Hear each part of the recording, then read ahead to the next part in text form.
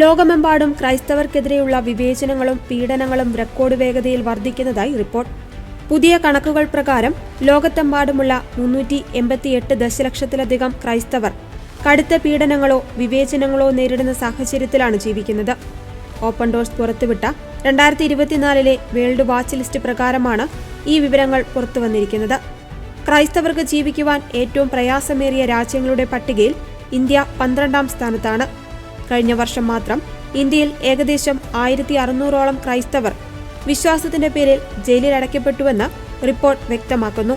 മതപരിവർത്തന നിരോധന നിയമങ്ങളുടെ ദുരുപയോഗം, പ്രാർത്ഥനായോഗങ്ങൾ തടസ്സപ്പെടുത്തൽ, ആരാധനാലയങ്ങൾക്കു നേരെയുള്ള ആക്രമണങ്ങൾ എന്നിവ ഇന്ത്യയിൽ വർദ്ധിച്ചു വരുന്നതായി റിപ്പോർട്ട് ചൂണ്ടിക്കാട്ടുന്നു. മണിപ്പൂർ ഉൾപ്പെടെയുള്ള സ്ഥലങ്ങളിലെ സംഘർഷങ്ങളും ഇതിൽ പരാമർശിക്കപ്പെട്ടിട്ടുണ്ട്. ഉത്തര കൊറിയയാണ് പട്ടികയിൽ ഒന്നാമത്. ഇവിടെ ക്രിസ്തുമത വിശ്വാസികൾ ക്രൂരമായ പീഡനങ്ങളും തടങ്കൽ പാളയത്തിലെ ശിക്ഷകളും നേരിടുന്നു. Somalia, Libya, Eritrea, Yemen, Nigeria തുടങ്ങിയ രാജ്യങ്ങളാണ് പട്ടികയിൽ മുൻനിരയിലുള്ളത്.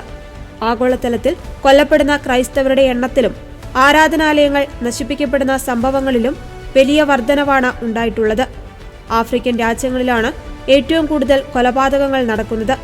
ക്രൈസ്തവ വിശ്വാസികൾക്കെതിരെയുള്ള ശാരീരിക ആക്രമണങ്ങൾ മാത്രമല്ല, സാമൂഹികമായ ഒറ്റപ്പെടുത്തലുകളും തൊഴിൽ വിവേചനങ്ങളും പല രാജ്യങ്ങളിലും വർദ്ധിച്ചു വരികയാണെന്ന് റിപ്പോർട്ട് മുന്നറിയിപ്പ് നൽകുന്നു.